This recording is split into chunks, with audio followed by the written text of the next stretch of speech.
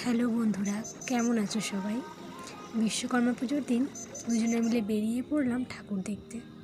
বিশ্বকর্মা পুজো থেকেই পুজো আমেজটা শুরু হয়ে যায়। তারপর দিন গোনা মা দুর্গার আগমনের।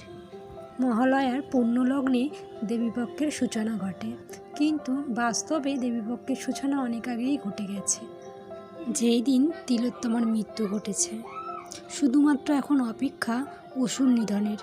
তাই সেই সমস্ত অশুভ নরপিশাচদের নিধন ঘটিয়েই যেন মা দুর্গার আগমন ঘটে। যাই হোক, আমরা চলেছি নদিয়া জেলার অন্তর্গত হরিণঘাটার মোহনপুর ফার্মে বিশ্বকর্মা পুজো দেখতে।